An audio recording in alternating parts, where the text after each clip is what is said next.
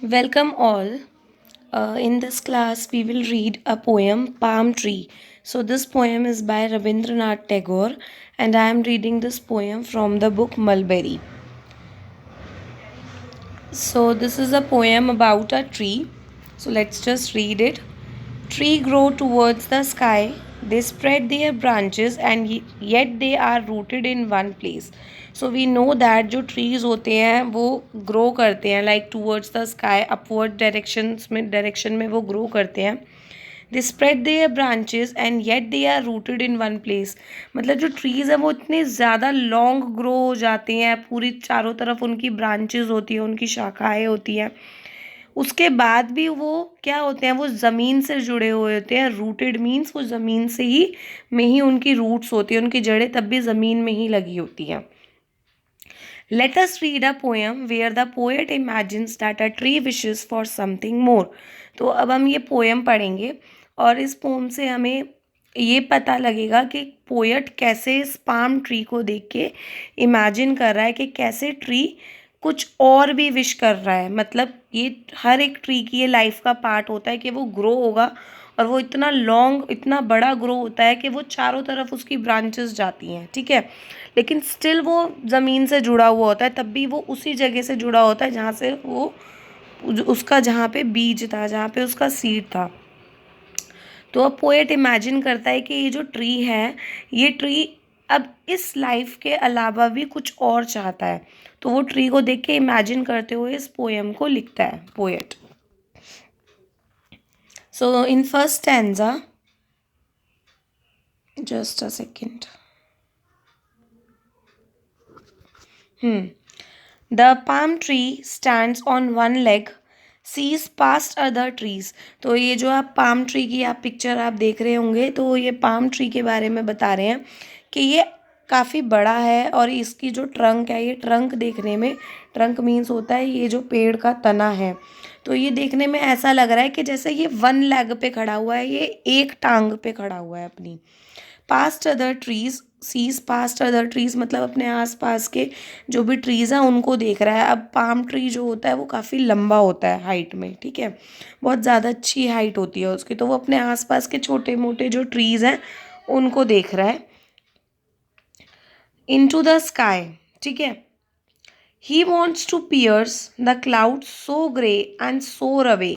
तो अब जो ट्री है वो ट्री ये चाह रहा है कि जब वो स्काई में मतलब चारों ओर अपने आसपास देख रहा है, तो वो देखकर ये चाह रहा है कि he wants to pierce the cloud so grey, कि वो जो क्लाउड्स हैं, जो आसमान है, जो बादल हैं, उसको वो पियर्स करता हुआ निकल जाए. मीन्स उसको पार करता हुआ निकल जाए उसके अंदर से.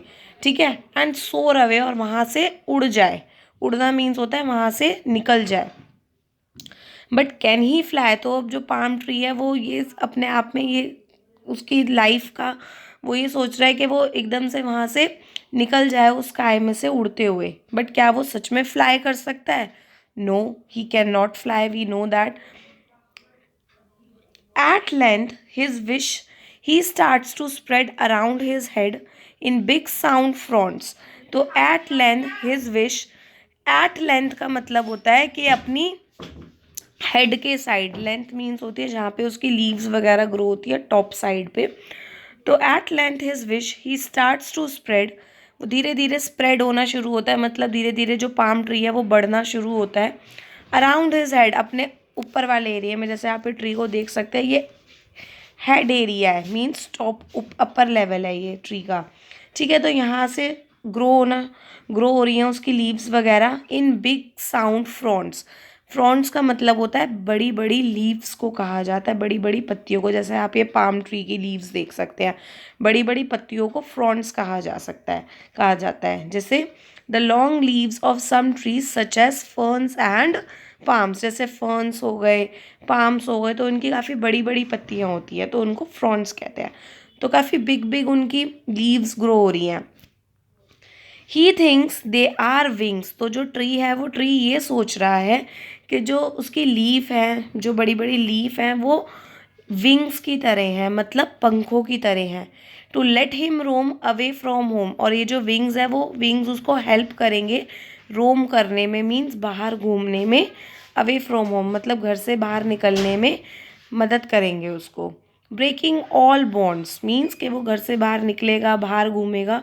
ब्रेकिंग ऑल बॉन्ड्स का मतलब है सारी रिस्पॉन्सिबिलिटीज़ जो भी उसके ऊपर है, जो भी पाम ट्री के ऊपर जो भी सारी रिस्पॉन्सिबिलिटीज़ है, जो भी उसके काम है, उन सारे कामों को तोड़ते हुए, इन सारी चीज़ों को छोड़ते हुए वो बाहर घूमने निकल जाएगा अपने विंग्स के साथ। The live long day the branches quiver see and shiver he thinks he flies. तो लिव लॉन्ग डे मतलब पूरे दिन उसकी जो ब्रांचेस थी, क्विवर का मतलब होता है टू शेक स्ट्रांगली, काफ़ी ज़ोर ज़ोर से, काफ़ी तेज़ तेज़ मूव कर रही थी, हिल रही थी। उसकी जो ब्रांचेस है, जो उसकी शाखाएं हैं, लीव्स वगैरह, वो सब मूव कर रही थी। Sea and shiver, shiver means move वगैरह, मूव कर रही थी। ही थिंक्स ही फ्लाई, तो ट्री को ऐसा फील हो रहा है, और जो पोएट है वो पोएट को, वो अपने इमेजिनेशन में ये सोच रहा है कि अब ये जो ट्री है, ये ट्री ऐसा लग रहा है जैसे कि वो फ्लाई कर रहा है। क्या कर रहा है ट्री? ट्री फ्लाई कर रहा है आसमान में। In his own mind skirting the stars racing afar. Skirting the stars means कि स्टार्स,